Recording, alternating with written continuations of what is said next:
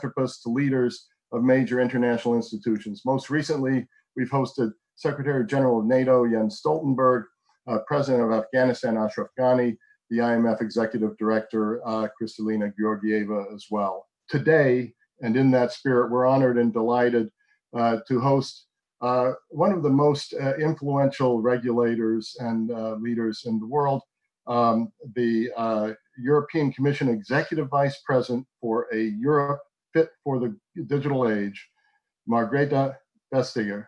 And that is the title, Madam Executive Vice President, and it's a really inspiring title. She'll be discussing not only the new challenges for regulatory and competition policy in digital age and post-COVID-19 economic recovery, but also the drive for what some are calling digital sovereignty in Europe. On both sides of the Atlantic, the COVID-19 pandemic and ensuing economic crisis has accelerated debates about the role of technology, especially digital technology, the dependency on global supply chains, and how to strengthen our control over sourcing, production, and movement of all sorts of products, low-tech and high-tech. The geopolitical implications of the globalized economy, business models, and trade and investment flows, and what degree foreign actors should have influence are a large part of that debate. This is, of course, not a new discussion, but I think we're seeing a new focus and vigor and rigor in that discussion on both sides of the Atlantic. In Europe, this debate is inextricably linked with the broader question in the debate over strategic autonomy and how this relates to the tricky question of digital or technology sovereignty. How Europe defines its digital world in the coming months and years will have a significant impact, not only on major American businesses with large profit centers in Europe, but also on the transatlantic relationship as the bedrock of both of our strategic positions in a fast-changing geopolitical environment, and then clearly on our relations, the US relations with China, European relation with China, and also the transatlantic relationship together in regard to China. At the Atlantic Council, we are working at the forefront of these issues and have been for a while. We will be launching a report. Actually, it is on our site already, but we'll be launching at 10:30 in the morning on this platform on Thursday. You're all invited to that. And the issue brief is called The European Union and the Search for Digital Sovereignty, Building Fortress Europe or Preparing for a New World. Building Fortress Europe or Preparing for a New World. It's co-authored by our fellows Fran Burwell and Ken Propp, and it comes from our Future Europe initiative, which is so capably led by Ben Haddad. It builds on our long-term work on digital issues in the transatlantic space and explores complex issues of digital sovereignty from transatlantic perspective. So please do all attend that event also on Thursday. With that, it is my pleasure to introduce a woman who really needs very little introduction. She has been at the forefront of thinking about the competitive world, fair economies. She's led tough investigations, not only into some of the world's largest companies, but also into practices by European member states. She's defied pressures at various times from Berlin, Paris, Washington, and many other places in the world on major merger plans and other competitive issues. And it is just my pleasure to have her with us today. She's been recognized as one of the world's most influential regulators, previously as European Commissioner for Competition between 2014 and 2019, and now in her expanded portfolio as Executive Vice President of the Commission. So let me now turn this virtual stage over to Ryan Heath, Senior Editor of Politico and author of Global Translations, who will moderate the discussion. Ryan, let me pass to you.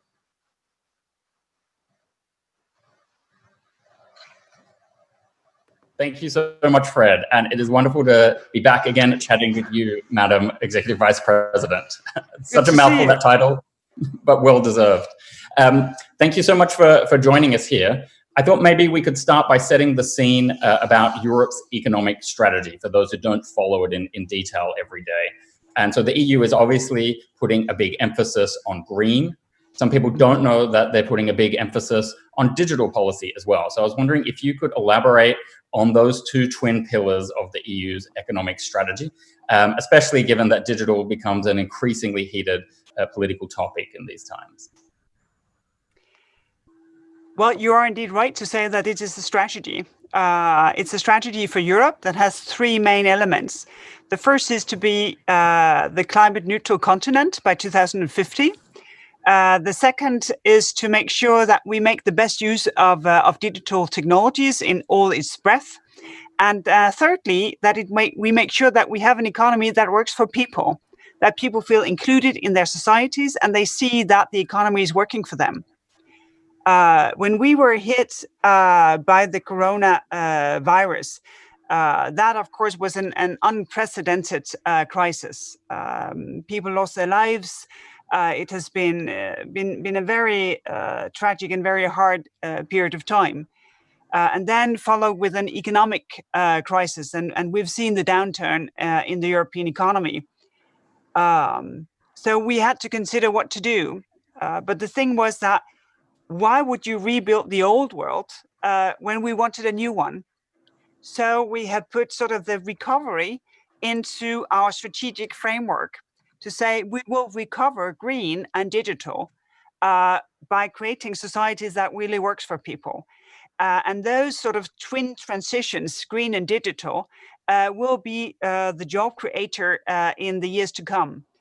Already now, member states have agreed on the support of 540 billion euros. They are operational on a support program for short-term unemployment. And now the Commission has tabled a recovery and long-term budget of a total of 1.18 trillion euros front-loaded in the coming years. And that is indeed coming from a very strong realization that Europe can only recover strong and fast if we recover together. So we will put in motion both sort of economics and regulation that will push for green, but also when it comes to digital to make most of European assets. And they, of course, comes from the very strong sort of manufacturing core, because the business-to-business technology is an overlooked talent, virtue, assets of the European economy. Realizing, of course, that in some of the digital eras, it has not been Europe's finest moments. And one of the reasons of that is that we haven't pushed a single market, which is why the push for a single market in all its dimension, both for goods, services, and indeed digital services, that is also the core of our economic strategy for the years to come.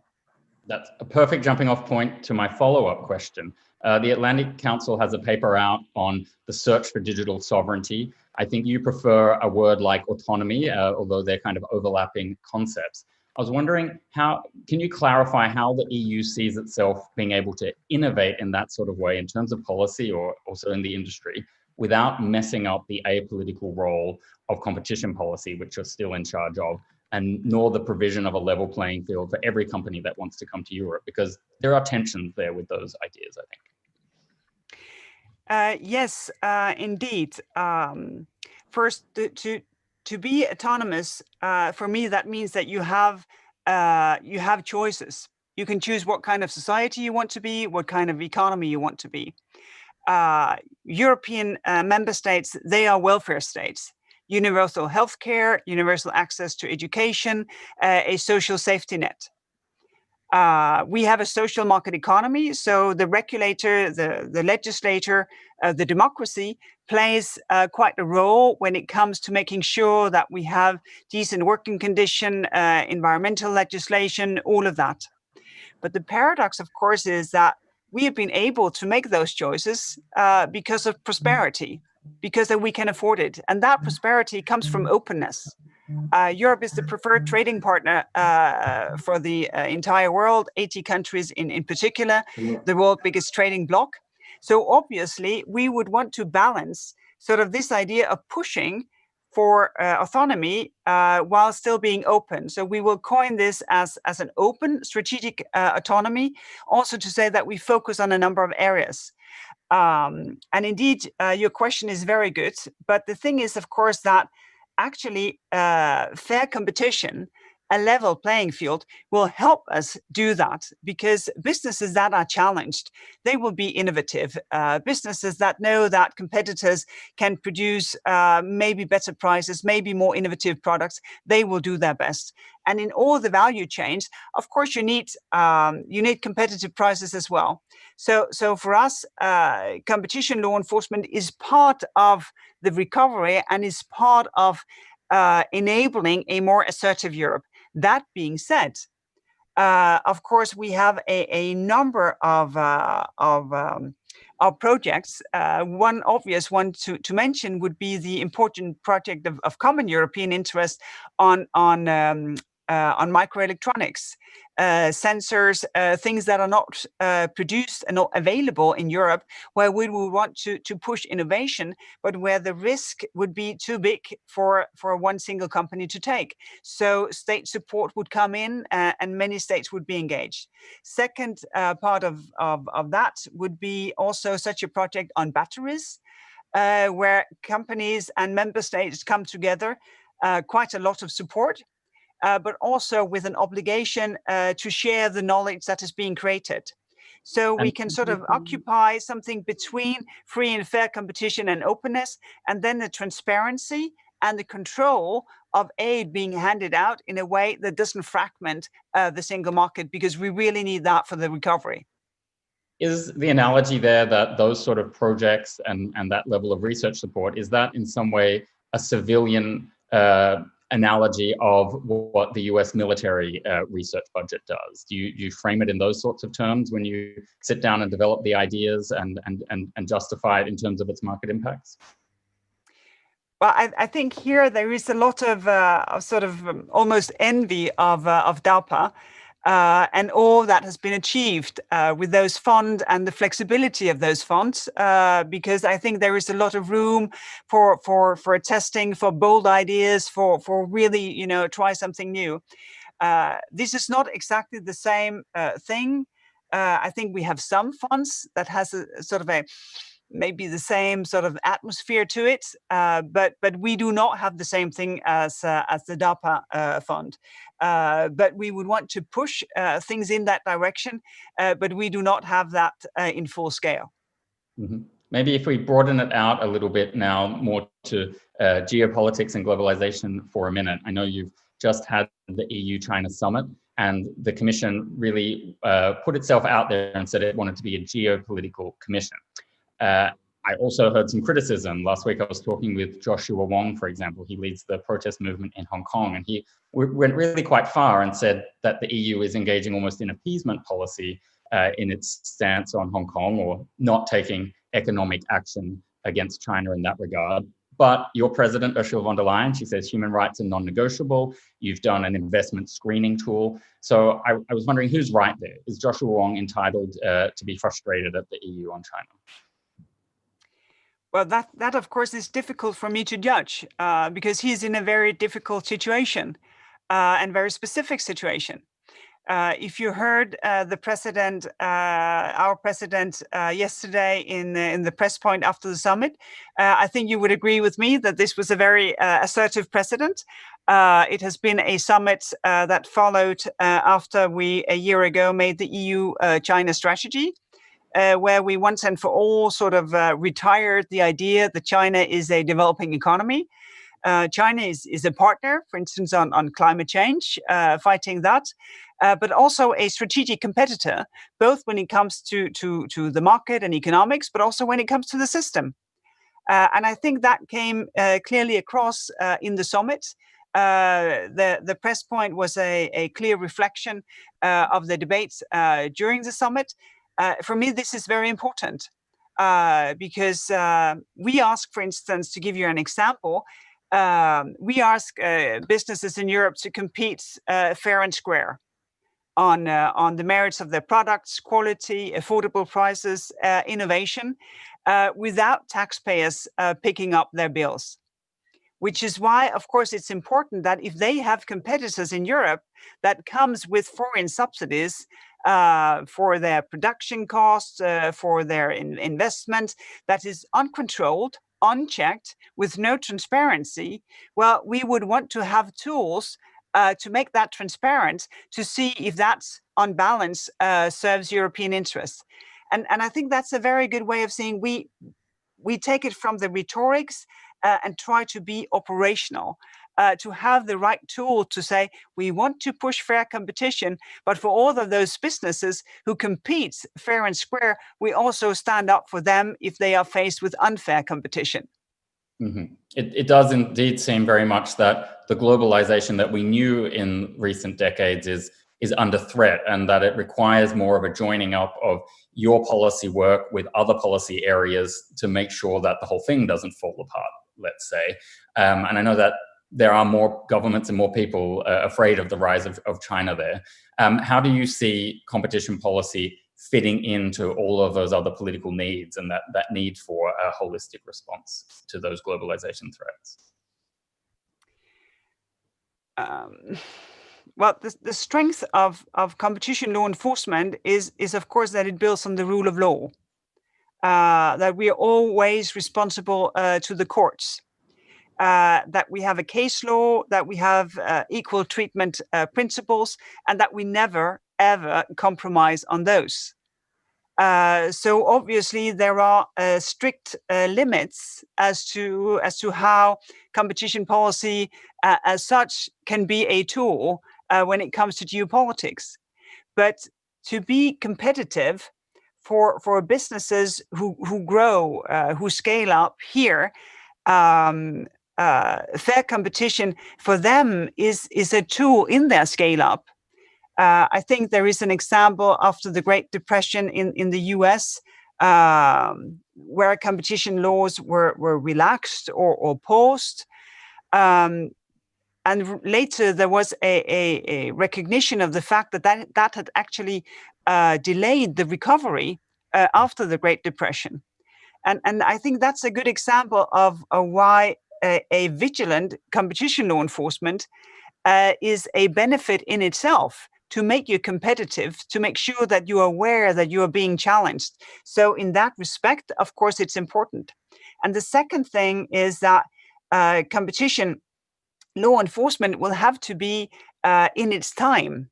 We have an ongoing, very intense debate about competition law enforcement in a digital era because markets are changing. The market's dynamics, they're different. They are faster. You have marginal prices approaching zero. You have network effect. You have the data-driven economy. So, of course, we need to change with the times that we're in. But we will not negotiate and we will not compromise on this being built on the rule of law and the responsibility for the courts in order to make sure that we have equal treatment between businesses. Mm-hmm.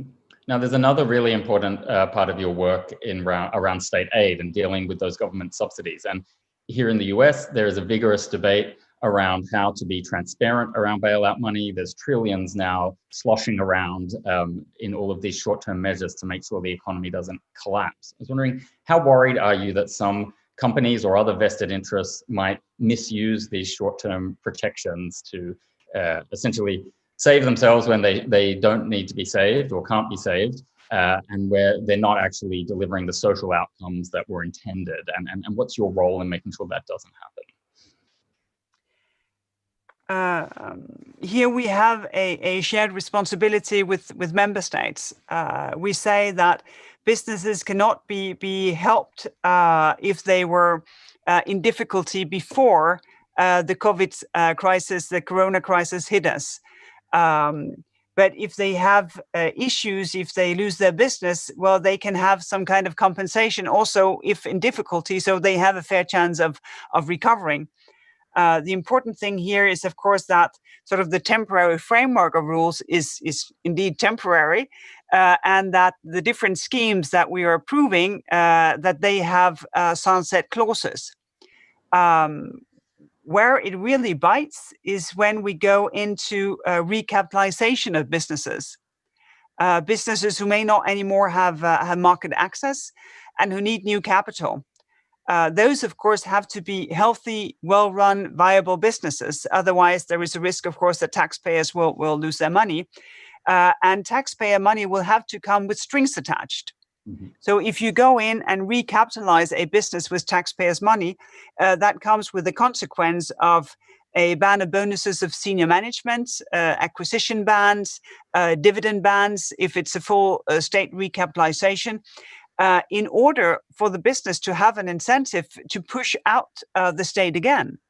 And of course, also, if these are big businesses in a dominant position, that there will be remedies for potential disturbance of competition. And that is because it's a difficult, it's a different thing to have taxpayers' money sitting as capital compared to providing liquidity. And this is, of course, why we are much more precise and attach many more strings if it is capital rather than liquidity. But also just saying that in a situation like this, of course, member states should support their businesses. Member states are closing down economies, closing the doors of businesses. Of course, there is a responsibility to make sure that those businesses can survive when it's a government decisions that deprive them of customers. Does that turn you into the bad cop? I was trying to think of the analogy. Are you the bad cop here or the overworked triage nurse who's trying to fix all of these endless messes? I think you should leave both those occupations to the real thing, at least out of respect of the hardworking nurse. Fair enough. Fair enough. I want to remind everyone watching, you can pose questions in the Q&A function, and we're going to start getting to them in just a couple of minutes. You're almost through with me, Commissioner. Now, when it comes to the big tech companies, sometimes you're criticized for being anti-American. I'll push back on that. I don't think that's true. I think it's just that a lot of the big tech companies happen to be American, so that's my 2 cents there. But what we have certainly seen from this pandemic is that those companies are the big winners from the pandemic. And they certainly are the most able to have creative tax strategies as well, for example. And it feels like all of that is coming to a head in social and political terms. If we think back to 2008, it was that the banks were too big to fail, and then the bill was sent to the taxpayers. And somehow it's almost like now the big tech companies are too big to compete against because they've got this huge head of steam. And, you know, if you're a small player, you know, they'll just buy you or copy you. And, you know, they're so big, they don't need to necessarily innovate in the way that a more populated marketplace would. So I'll stop there. But how much of that does that worry you? And have you got things in your toolbox where you're going to try and address that in coming years?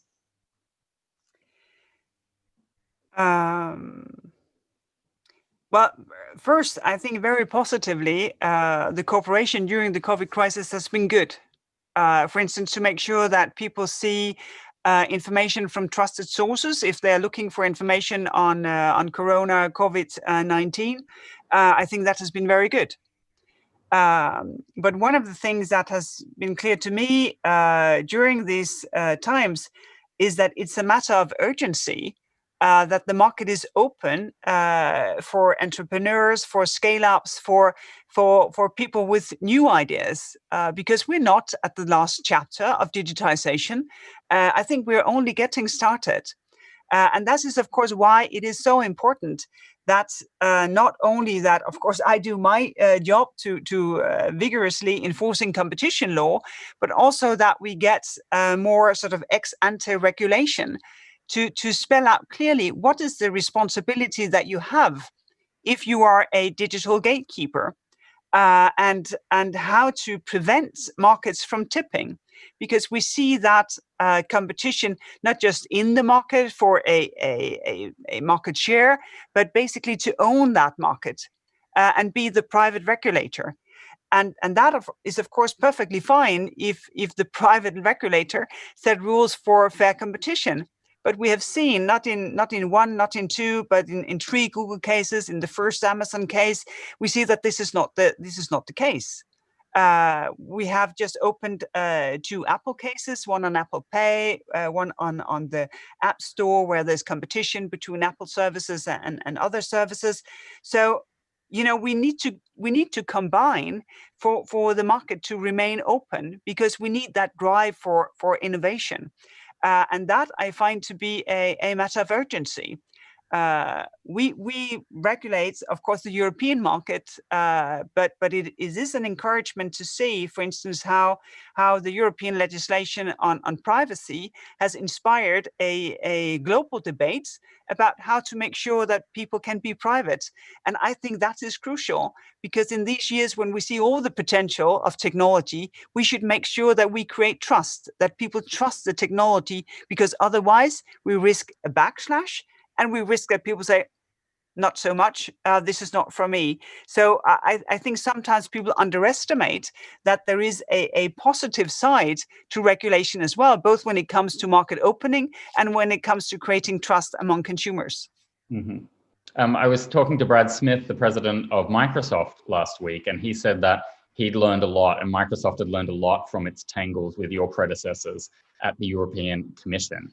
Do you feel that the other companies you've been dealing with have been going on that learning journey, or do you think there's anything they can learn from a company like Microsoft, or do you find yourself stuck in a rut where you feel like a broken record, repeating the same messages and rules back at some of these companies? It's very difficult to say, because the companies are very different. It may be so that they are called the GAFAs as one, but they are indeed very different. They are different in their culture, in their leadership. The thing that they have in common is that they are really giants.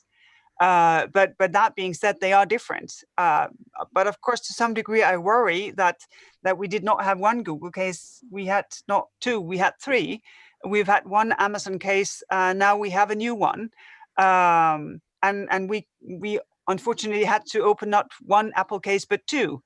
So at least there is, I think, still a learning potential. Mm-hmm. Yeah, I got one last tough one before we move to the audience questions. I'm thinking back to when you fined Facebook in 2017 for providing false information in their earlier merger before your time between Facebook and WhatsApp. And now Facebook's moving ahead to merge data that it had promised it wouldn't merge between its big services. I'm just wondering, would you like the power to rescind merger approvals like that when you see acts sort of years down the line that were out of step with the requirements you put on the decision?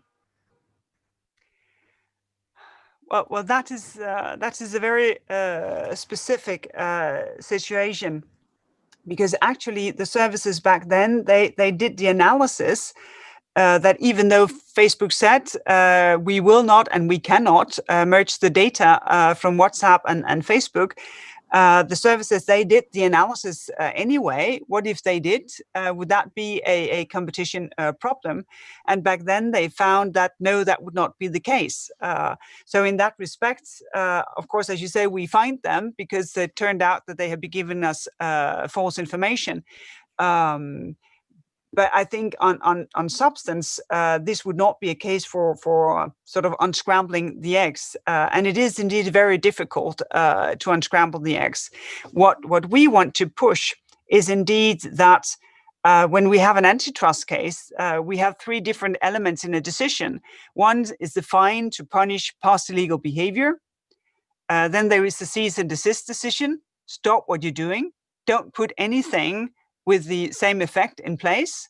And then thirdly, sort of the recovery of competition, how to make competition come back. And this is indeed still work in progress.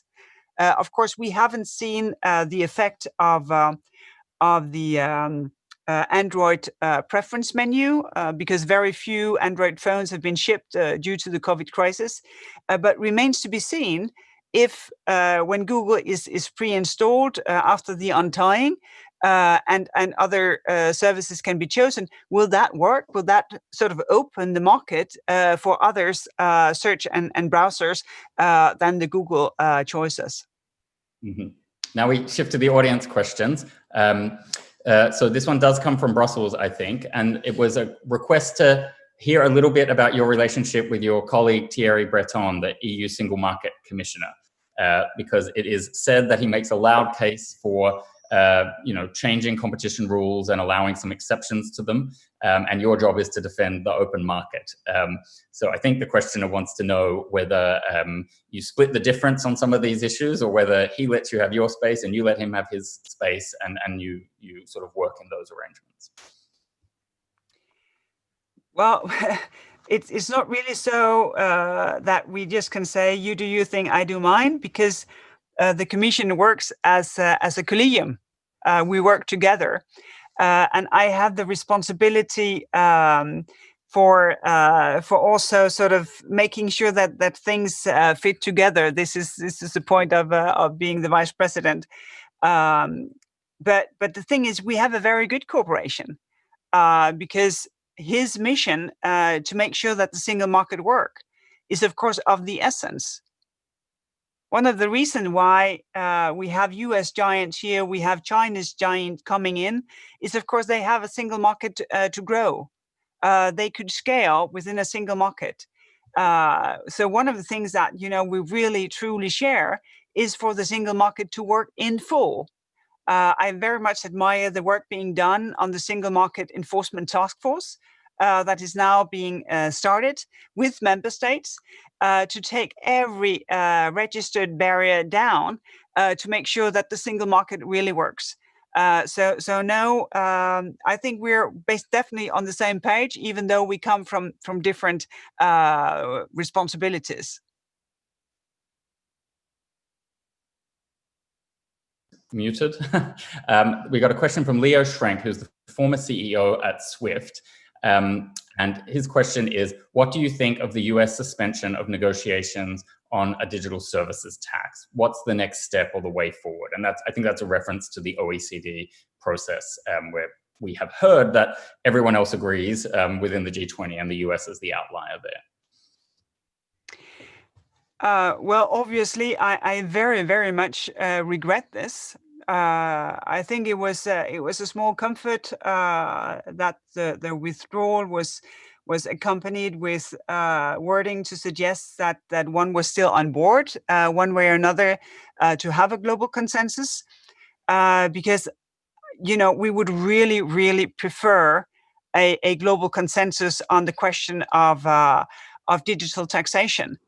Because we find it so difficult to defend to the many, many, many businesses all over the world who pay their taxes, that they have to see that competitors for capital, for skilled employees, for customers, that they do not pay their taxes. So I do hope that one way or another we can still move this forward, because it is really the best thing if we could have a global consensus and then implement that in the different jurisdictions, rather than us here within Europe having to push this on our own. Of course, our president have asked us to do so if we need to, so we would of course do that, but it would be the absolute preferable situation that we could have a consensus about these issues. Mm-hmm. We've got a question from Michael Acton now, and it's a state aid question. And so he's asking about Germany's notification of a 100 billion euro recapitalization scheme at the end of March. And he'd like to know why the Commission hasn't approved that yet. Is it out of a concern that Germany is already spending too much compared to other member states? We do not have a concern that Germany spends too much, because in state aid terms with these legal bases, you can only spend what is justified. You cannot sort of pop up businesses with subsidies. We have been very busy with a number of different schemes, also individual notifications for recapitalization, the Lufthansa case being the most obvious one, where there is agreement. So it's not the size of the scheme. I don't know why we're not completely done with it, but it's not for any sort of matters of principle. But it's a good illustration of the fact that some can do a lot and is needed to do a lot, and they can do it, but others may not be able to do the same thing, even though it may be needed. And this is one of the reasons why it's so important for us that the next generation EU recovery plan is approved one way or another by heads of state and government. And one of the things there that I really hope that they will endorse is what we call the Solvency Support Instrument, which is an instrument to crowd in private investment to businesses who need to redo their capital, and to target this instrument to businesses and member states who do not have the same sort of fiscal muscle as you would find in Germany. Mm-hmm.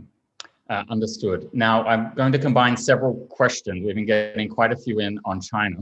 And so they essentially revolve around how you see the role of Chinese investment in Europe, but they refer to different policies and different projects. And so I guess it's about how anti-subsidy proposals complement your work in competition policy. And the sort of examples given are Chinese financing of the Budapest to Belgrade railway, which one anonymous questioner said is a clear violation of competition rules. So a general reaction to how you're going to play the China situation. Well, we do hope, of course, that the white paper on foreign subsidy will be preferred reading globally, so that people see our intentions. What we want to do is actually three different things. First, if you want to acquire a European business, you have to notify if you are subsidized to do so. And then we can figure out on balance, is this good or bad? Does it serve European interest? If you fail to do so, of course, there are repercussions, because the second part of the instrument is a sort of universal market tool. If we get complaints about subsidies, that we can, in a two-step procedure, say, well, this is not how things were supposed to be. You have to share what you got from the subsidy. And then the third element, which is very important, that in public procurement, if bids are being subsidized, that they can be excluded, maybe once or maybe for a longer period of time, in order to have fair competition also in public procurement, because businesses are asked to do their best on quality, on prices, on how they deliver. And it should indeed be on substance and not be a competition about who has the best access to foreign taxpayers. The second thing is sort of the screening of foreign direct investment, where the first things here, they are directed towards competition. The screening of foreign direct investment is directed to issues of public order and security. And then, of course, the modernized trade defenses that we can do if we see that goods may be subsidized outside of Europe and then dumped on the European market. I think it's very important to be vigilant now. And the reason why we push this so decisively is that we will not sacrifice fair competition and the benefits that comes with it, of affordable prices, of innovation, of good services. We will fight the unfair competition, because otherwise, of course, the risk is that we just launch a grotesque subsidy race. And that doesn't make the most efficient use of resources, and it definitely do not serve customers and consumers well. Mm-hmm. We've got some more questions about Chinese policy innovation and whether you'd be open to certain ideas. So I'll just throw two of them at you. One is from Sigrid Johannisa, who's a Dutch policy advisor. And she asked, is restricting global high-tech exports to China a good way to mitigate risks and change behavior? And then the other point is around fair competition in the media space, which is notoriously hard to regulate, and people get in trouble when they try to. But the point this person is making is that Chinese media have free access to what the West provides, whether it's platforms and its media, but European, Western internet platforms, media outlets don't get a fair shot in China. So is that something that can be dealt with by the EU at any point in its policymaking? I wouldn't know about the timing. Well, we have found that it was a real big problem, and I do take sort of the tone in this question that there is a huge problem of reciprocity, and we find that as well, which is why the Commission has tabled a proposal. That proposal is targeted procurement. It's called the International Procurement Instrument. And the idea here is to say, you're more than welcome to do business in Europe, but we would also want to be welcome to do business with you. Where I grew up in the western part of Denmark, if you invite people over and they don't invite you back, eventually you stop inviting. And I think we need to push for reciprocity also outside of procurement. Because market access and for that to work both ways is indeed of the essence. And as said, the European rules should go with everyone, and we do indeed see more and more of the Chinese digital giants being part of the European market. Mm-hmm. It's nearly time to wrap up, so maybe I'll throw in one question. Because we didn't actually talk about the state of the Transatlantic Alliance, and I know you're a passionate supporter of that. Could you give us a scorecard or a sentiment ranking of where you see the alliance as being at right now, and what, if anything, would you like to see changed in the coming months and years?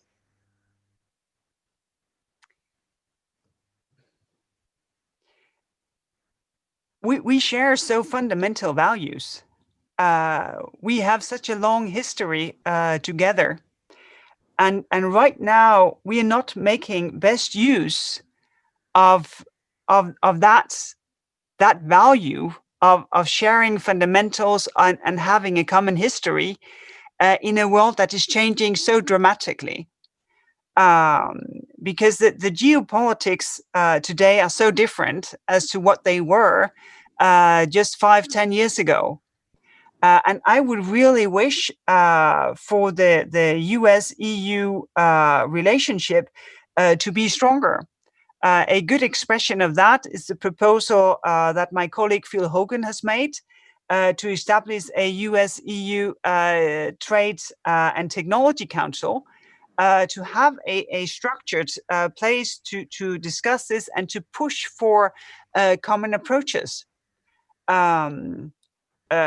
The idea of open liberal democracies is being challenged these years, also systemically, and that I think we should confront together, because in that we would be so much stronger.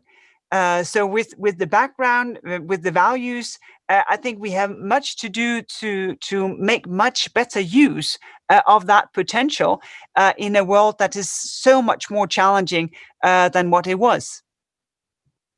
Margrethe Vestager, it's hard to overstate the influence that you do have in EU policy circles. So we really appreciate that you've taken the time to elevate this conversation and answer the questions in such depth. Thank you very much for joining us. I'm now going to turn it over to Benjamin Haddad, who is the director of the Atlantic Council's Future Europe Initiative, for some wrap-up remarks. Thanks again. Could I just say thank you to you? I really appreciate the way this conversation has been moderated. So thank you very much for your effort. A pleasure. Thank you. Hi, I'm Ben Haddad. I'm the director of the Future Europe Initiative here at the Atlantic Council. And I'd like to thank you all for joining us for this 9th Atlantic Council front page conversation. Thank you, Ryan, for a great job at moderating, and thanks to our friends at Politico for sharing this event. But really, thank you, Madam Executive Vice President, for your leadership on one of Europe's most important portfolio, especially in this time of crisis. And thank you for taking the time to speak to our audience today in the United States and in Europe. The Atlantic Council is founded on the mission that the United States is stronger with its allies. As we face an unprecedented economic crisis, health crisis, as our societies are reckoning on both sides of the Atlantic with issues of race and identity, the risk of looking inward has never been greater. And this is why at the Atlantic Council, these last few months, we've gone on offense, keeping our friends and allies close and making the case for our common values and the need to to shape a rules-based order. And the relationship with the European Union as a core strategic partner of the United States is more than ever critical.